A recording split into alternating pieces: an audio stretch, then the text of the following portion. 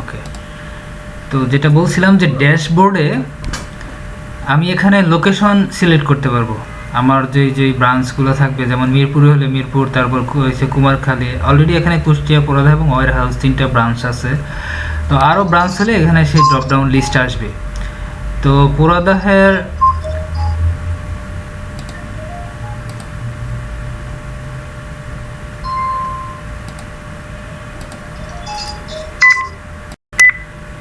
তো এইখানে wire হাউসগুলো select করলে সেটা ডাটা দেখাবে এবং এখান থেকে ফিল্টার করা যাবে। কাস্টম ফিল্টারিংয়ের জন্য কাস্টম রেঞ্জে ক্লিক করতে হয়। আর উপরেরগুলো তো হচ্ছে ফিক্সড, যেমন লাস্ট 7 দিন, লাস্ট 30 দিন, এই মাসের যদি দেওয়া হয় তাও কিন্তু একই রেজাল্ট আসবে। তো এটা ড্যাশবোর্ডে এই ডাটাগুলো আমরা পাচ্ছি।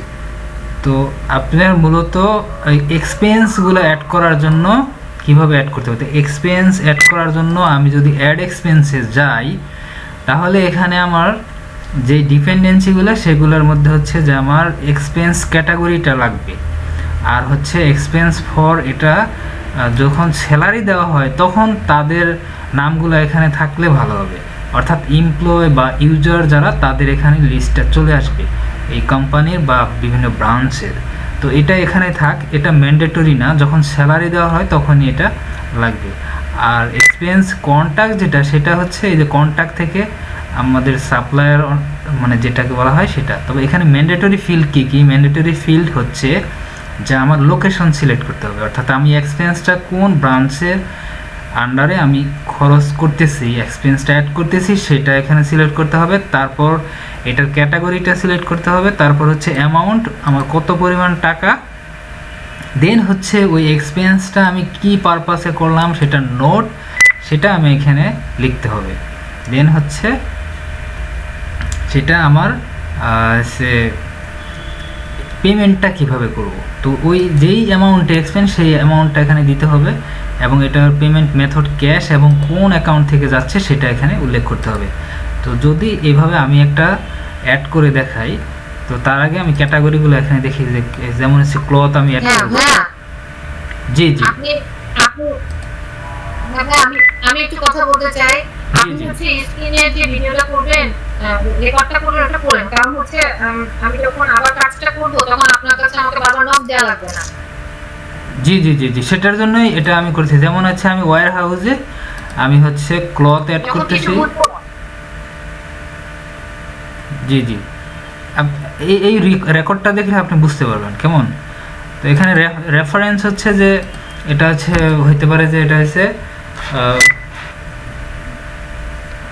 আমাদের হচ্ছে ব্ল্যাক বাটনে দিয়ে দিলাম রেফারেন্স, যে ব্ল্যাক বাটনের জন্য কিনা হচ্ছে, কোন ডেটে সেটাও দেওয়া যাবে। তো যদি আগের ডেট হয় তাহলে আগের ডেট, বা 22 তারিখ হোয়াটএভার একটা হইতে পারে।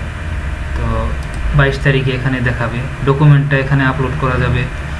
টোটাল অ্যামাউন্ট ধরলাম যে এখানে হচ্ছে 100 টাকা একটা হয়েছে ক্লথের খরচ করে, তো এখানে সেই ডেসক্রিপশনটা দিতে হবে।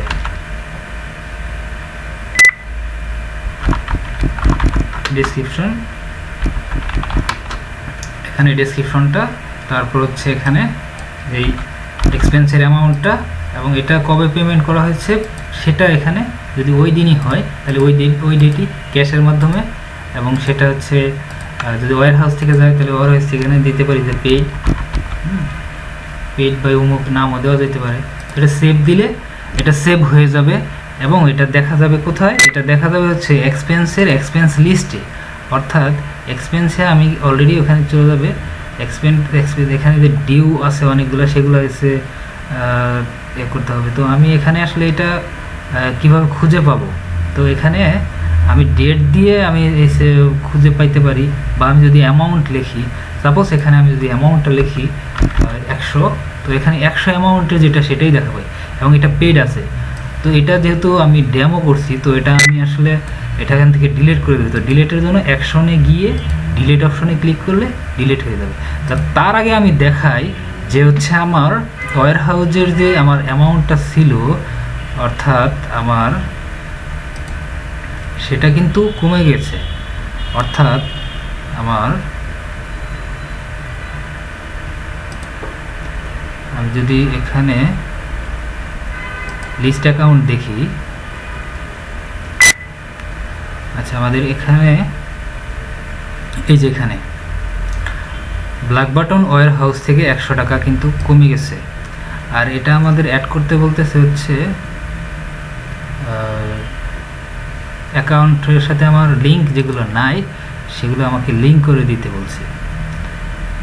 তো এখানে যে লিঙ্ক, যেই সেলগুলো হয়েছে এটা কোনটার সাথে লিঙ্ক হবে এটা লিঙ্ক আপ করে দিতে হবে, অথবা ওই সেলটার সাথে আমাকে লিঙ্ক আপ করে দিতে। যেগুলো হয়েছে ব্ল্যাক বাটন অ্যাকাউন্টের সাথে, তো এটা ব্ল্যাক বাটনের এই জন্যে আমাকে এখানে অ্যাকাউন্ট আছে ব্ল্যাক বাটন এবং ওয়্যার হাউস, তো এইভাবে লিঙ্ক আপ করে দিলে লিঙ্ক আপ হয়ে যাবে। এই যে অ্যাকাউন্ট সাকসেসফুলি লিঙ্ক আপ হয়ে গেছে।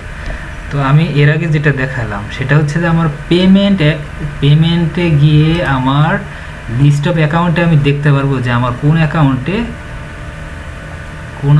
কত টাকা আছে। তো 100 টাকা এখানে আমার কেটে নিয়েছে।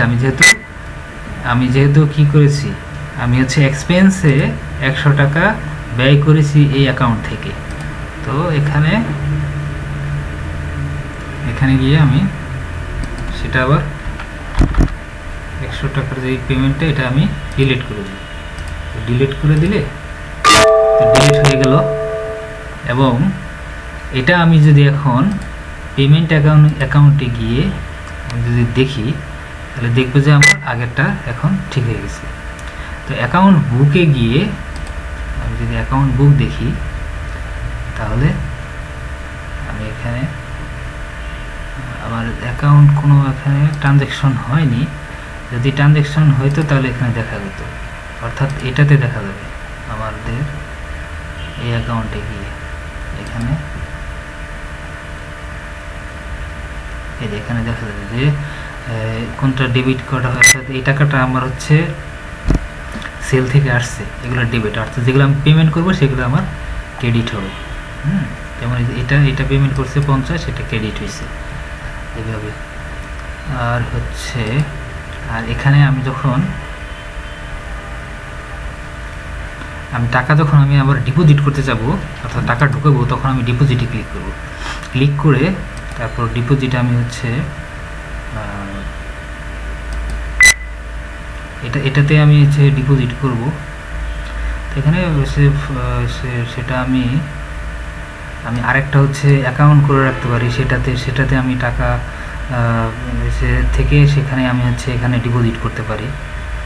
হ্যাঁ, ওয়্যার হাউসে আমি একটা ক্যাশ নামে একটা আমি অ্যাকাউন্ট করতে পারি। সেটা আমি এখানে যদি করে দিই, আমার ক্যাশ নামে একটা